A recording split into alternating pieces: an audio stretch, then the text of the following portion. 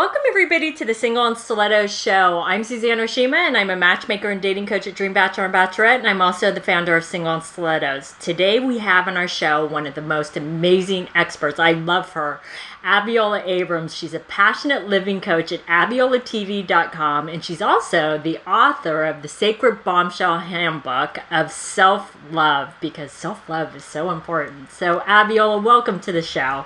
Thank you so much for having me, Suzanne. I'm so excited whenever we get to, to do this show, whenever I get to do this show, because you're just such a woman about your business, and women need to keep listening to you because you've got the right stuff. Well, I feel the same way about you. So today we're talking about mindfulness and dating. And ladies, I know you're wondering all about what does mindfulness and dating mean. But before we jump into it, Abiola, tell our audience a little bit about you and how you got into the dating industry. Sure. Well, I am a passionate living coach, as you said, and my work is all about helping women to live their best lives. That I am a first-generation American. First person in my family born in the U.S. And my great-grandmother in Guyana was a midwife that she helped women to give birth to babies. She was a midwife and a woman's fertility healer.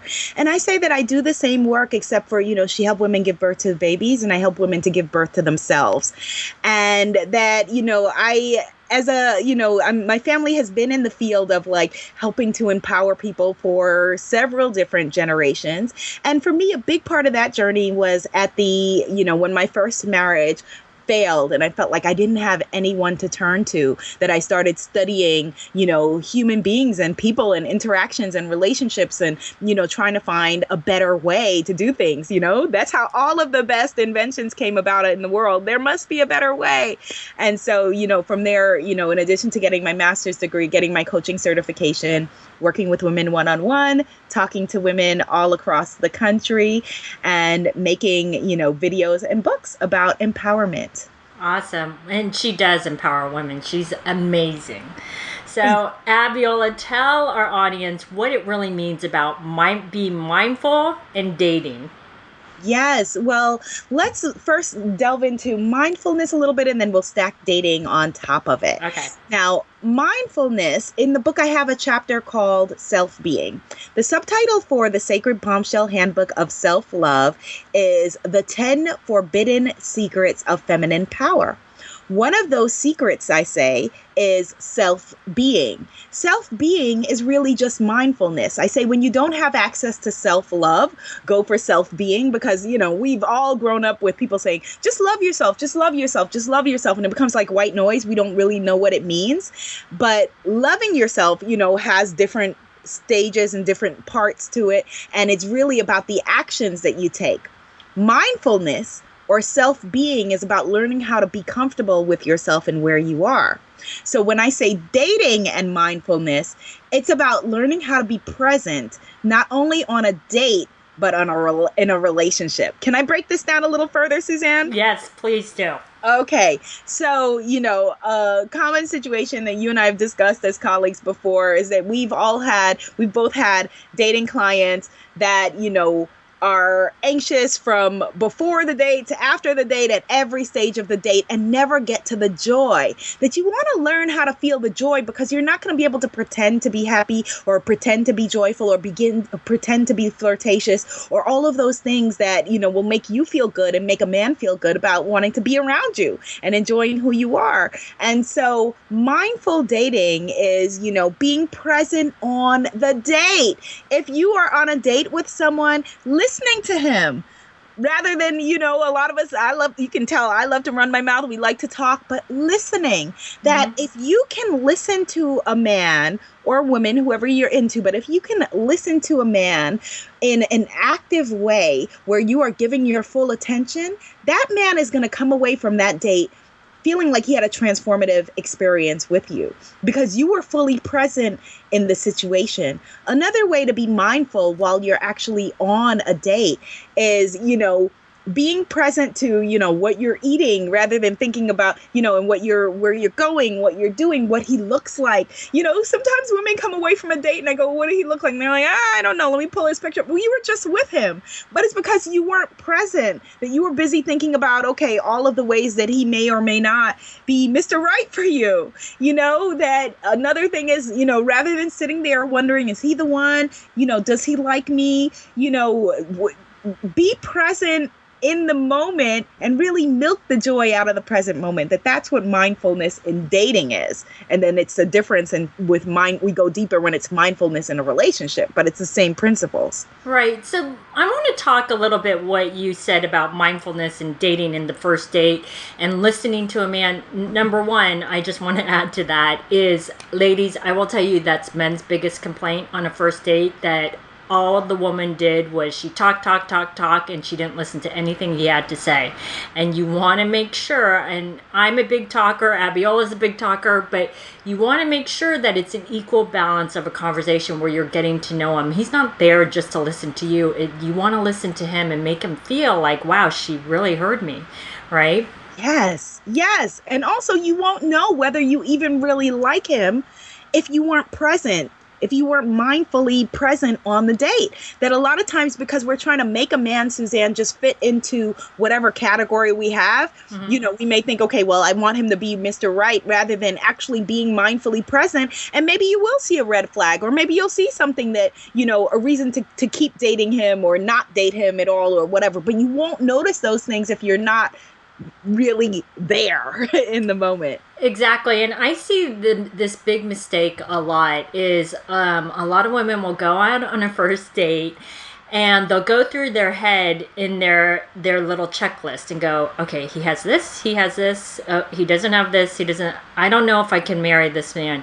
Is stop going through that checklist and start just getting to know a man. Because I will tell you, I've seen this all too often, is that you meet someone who has everything on your checklist or pretty close, and then you had no chemistry whatsoever. So sometimes that checklist isn't really that important. Just enjoy the moment, as Abiola said. And what I tell people, and it sounds so basic, but I can't tell you how people go into a first date too serious and they're like, well, could this be the one? Just go have fun. Just go have fun. It's such a simple word, but I can't tell you how many people don't do that.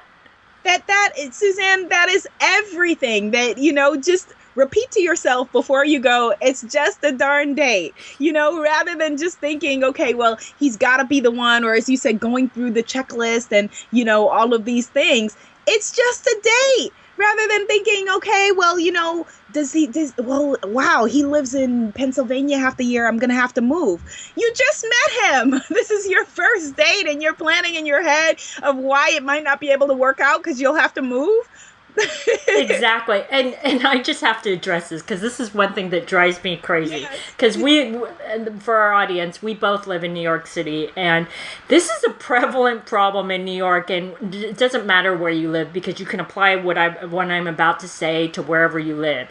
Is in New York City, it's very prevalent to hear a woman that lives in Manhattan that, while I don't date men who live in New Jersey or that live in Brooklyn or Queens or wherever, they want someone that lives in Manhattan. That's absolutely ridiculous. If you met the right man and he was the most amazing man, would you not really just move 20 miles away? Or maybe he would move to you, but who knows? But stop putting limits on because of where he lives. Who cares where he lives right now? We want to see if he's a great guy in general. Yes, that is so important, that, we go into all of these reasons of why it wouldn't work, and we weren't even present on the date to begin with. Like when you were talking, for example, Suzanne, about, the checklist, that, throw away the checklist while you're there with him on the date and be present with him, because you don't know what package your soulmate is going to show up in. And so if your soulmate shows up and, he looks different than you thought that he would, or has a profession that you thought he wouldn't have, or whatever it would be, a classic situation is, we're all Sex and the City fans, Charlotte, meeting her significant other who looks totally different than she thought that he would look. And so just be open. And you can't do that if you're not mindful, if you're not present on the date, if you're not like, okay, I'm going to be fully here for this next 2 hours or whatever it is. Exactly. And I just want to go into a little bit about the checklist is really take a look at the checklist, because I honestly think, and Abiola and I have a good friend that works in the dating industry who says this all the time, and I repeat it all the time because it's so true, is Nando Rodriguez used to say, your checklist is what's keeping you single. And it's so true. So ladies, reevaluate your checklist, because there's certain things, what I call is what you want versus what you need.